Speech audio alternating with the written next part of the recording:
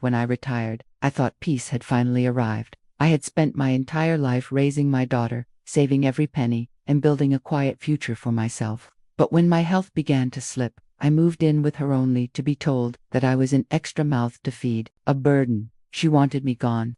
What she didn't know was that the very building she lived in had been for sale, and I had just enough left to buy it. What followed wasn't revenge, it was revelation. Before we continue this story, make sure to subscribe and share your own story in the comments. Tell me where you're rewatching from. I also want to hear your story. Let's begin. The day I moved into my daughter's apartment, the air already felt heavy. She had insisted that it was temporary, that it would only be until I recovered from my surgery and got back on my feet. I brought one suitcase, a small box of photographs, and my medication bag. That was all I had left after selling my home, the home her father and I built brick by brick before cancer took him. Her apartment was modern, white walls, glass everywhere, a kind of sterile perfection that never felt lived in. Her husband, Mark, barely looked at me when I entered. His smile was the kind people use when they're trying to hide discomfort. I didn't complain. I didn't want to be a problem.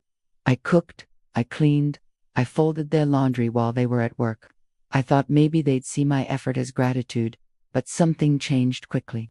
I began to notice the whispers at night, the closed doors, the sighs when I walked into the kitchen. One morning, I overheard my daughter saying to Mark, "I didn't think she'd still be here by now. We can't keep feeding another person." Those words, another person, cut deep. I had raised her through hunger, through sickness, through nights when I couldn't afford heating. Now I was another person. I told myself not to take it personally. I stayed quiet. But it got worse. She started locking the fridge at night, said it was for meal prep control. Then she began leaving job listings on my pillow, part-time cashier work, cleaning gigs. My hands shook too much for most tasks, but she didn't care. The final straw came one morning when I found my suitcase by the door. Her voice was calm, cold. "Mom, it's not working out. You're draining us. We need space." I didn't cry. I didn't argue. I looked at her, Ellie, looked at her, and realized the daughter I'd known no longer lived behind those eyes. So I left. I took a taxi with no destination in mind, just my bag, my aching body, and silence. That's when the driver, an old friend from my old neighborhood, told me something that made my pulse quicken. "You know that big complex on Rosewood? They're selling off units cheap.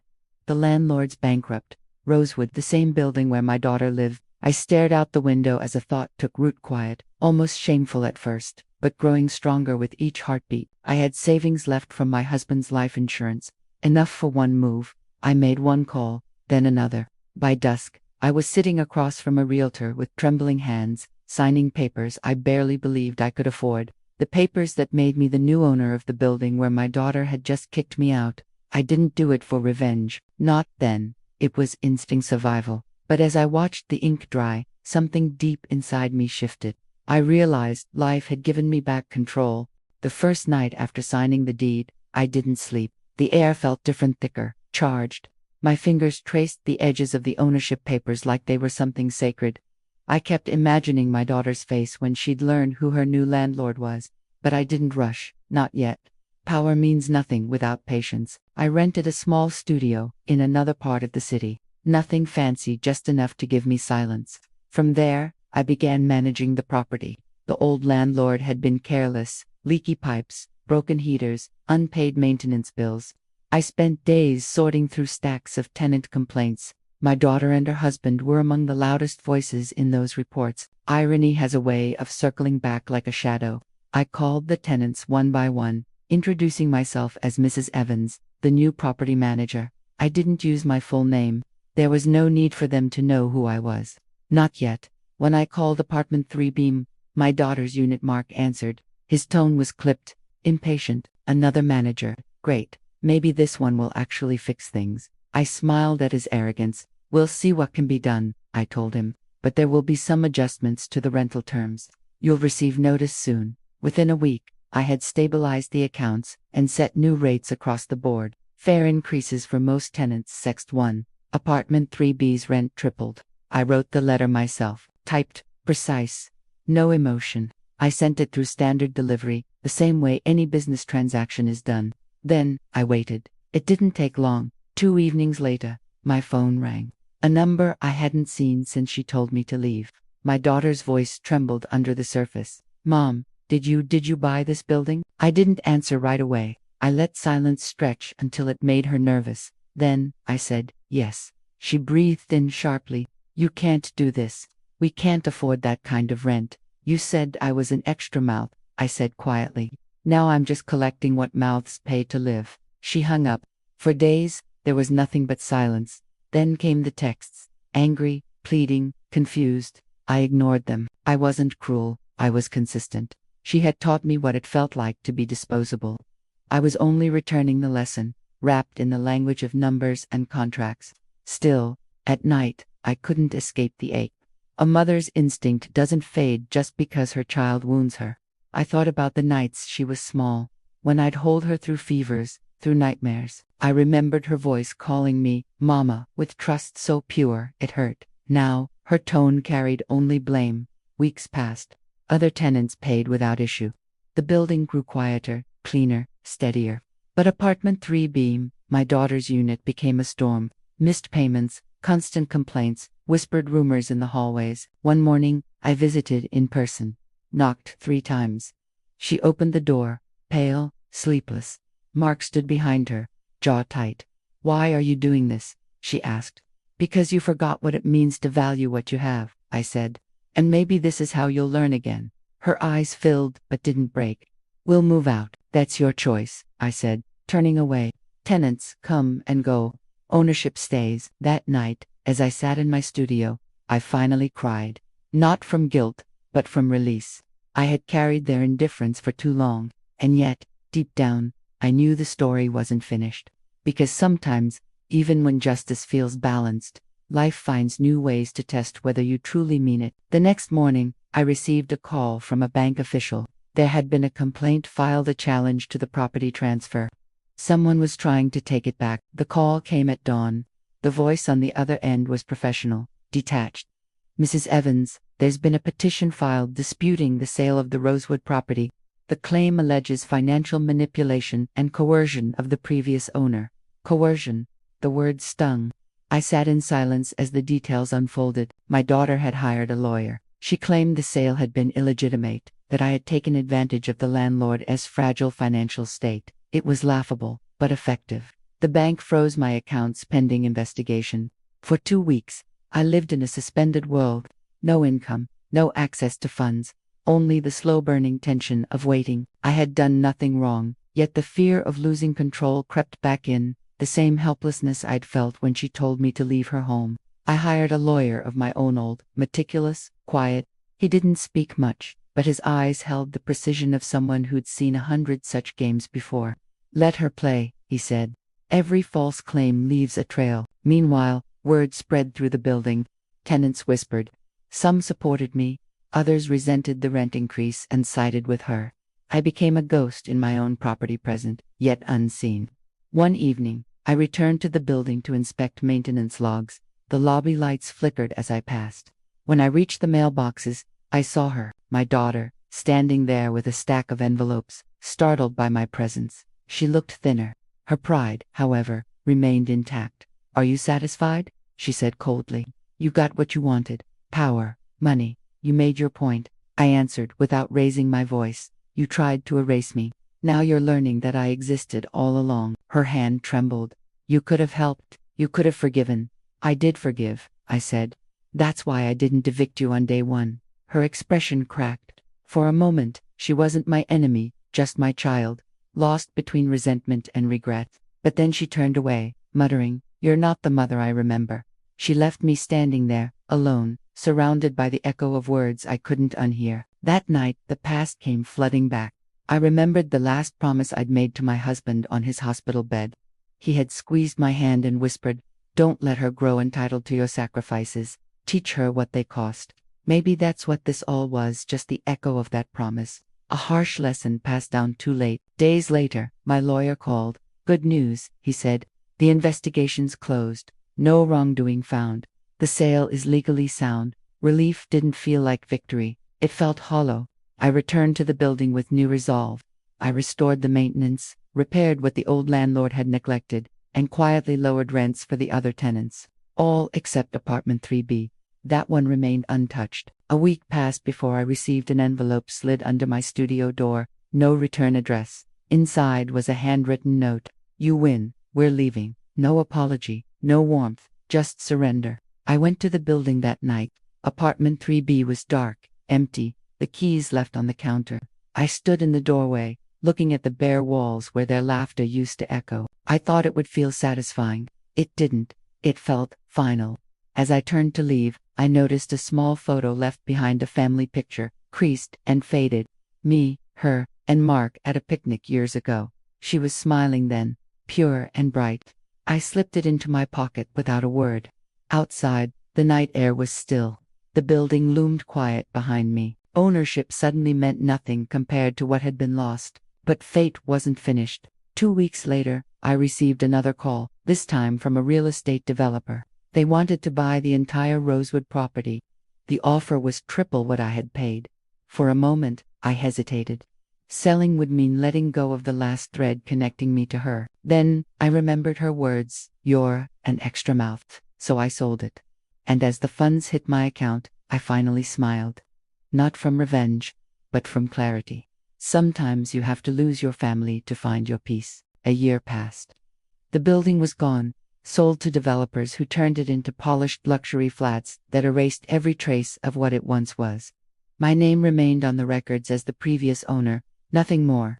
I had moved into a quiet coastal town, small apartment, ocean view, no noise. I thought that was the end, until the letter arrived. No sender's name, postmarked from the city. Inside, a single page written in my daughter's handwriting, short, deliberate. I know you sold the building. We're struggling. Mark left. I shouldn't have said what I said.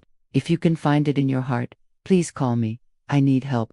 I read it 3 times, not because I didn't understand the words, but because I didn't recognize her voice. There was no arrogance in it anymore, only exhaustion. I left the letter on the table for a week.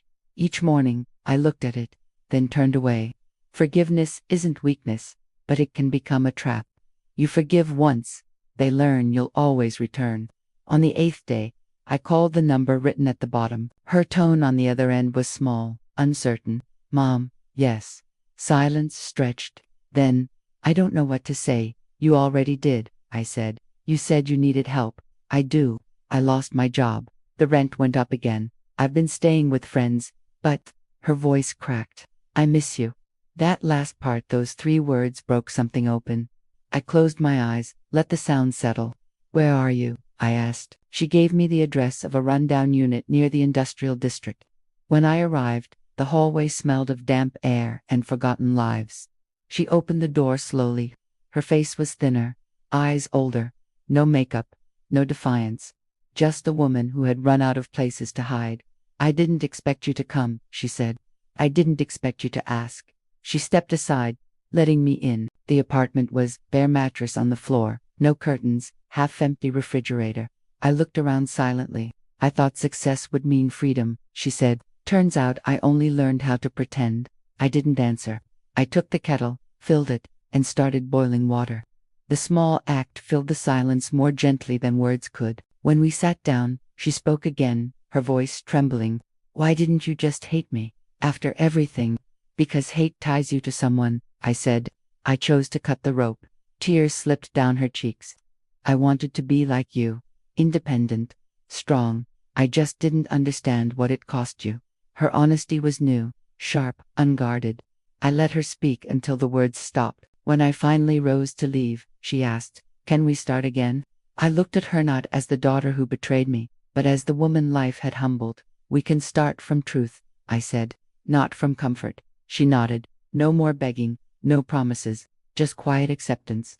Weeks later, she found part-time work at a local diner. I helped her with the deposit for a small studio near mine, not as charity, but as an exchange. She cleaned, cooked, repaid what she could. The balance between us finally felt real. Sometimes, at dusk, we'd sit by the shore without speaking. The sea made no judgments. It simply moved forward. The past didn't vanish, but it no longer ruled us. One evening, she turned to me and said, "You taught me more by what you didn't say than by all the advice you ever gave." I only replied, "Good. Peace isn't loud. It's the absence of needing to prove anything. And as the sun dropped behind the water, I realized that losing everything had been the only way to gain myself back. 2 years passed. The sea became routine. I rose with the tide, brewed tea, and spent my mornings reading in silence. The world had grown smaller, simpler. My daughter visited often, no longer out of guilt, but out of steadiness. She had begun to rebuild. Then, one morning, she brought news. "I got promoted," she said, setting a paper bag of pastries on my counter. "Manager's position. The owner's retiring, and he offered me his share." Her tone carried disbelief, almost fear. I saw the same expression she used to have as a child when she found something precious she didn't think she deserved. I smiled faintly. "You earned it." But her eyes shifted. "That's not all. He wants to sell the building. It's on Rosewood Street." For a moment, I stopped breathing. The same building. The one I bought, then sold. The one that carried our history like a wound. I said nothing. She continued. "I thought maybe we could go see it, together, just once." The drive back into the city felt like crossing a memory. Streets had changed, but certain corners still whispered of who we were. When we arrived, the building was unrecognizable, sleek, glass facade, marble floors, a lobby that smelled of money. Not a trace of the old rosewood remained. She led me through the halls quietly. "This place taught me everything," she said. "How greed looks, how shame feels, how pride breaks." We reached apartment 3B. It was now a high-end suite. She opened the door and let me in. The air was cool, hollow. I stood by the window where sunlight once hit the peeling paint. "You know," I said, "this was where I realized I could survive without you." She nodded. "And I realized I couldn't survive without you." We stayed there in silence, two women, separated by years of misunderstanding, now bound by what they had lost and learned. She turned toward me, hesitant. "If I buy this place, I want to rename it Evan's House. For you." I looked at her. "Don't name buildings after guilt." "It's not guilt," she said quietly. "It's gratitude." That word settled between us, clean, unforced. In the weeks that followed, she finalized the purchase. I didn't interfere. This time, the building would belong to her not as inheritance, but as redemption. Months later, she invited me to the reopening ceremony. The lobby was filled with polished faces, local press, and polite applause.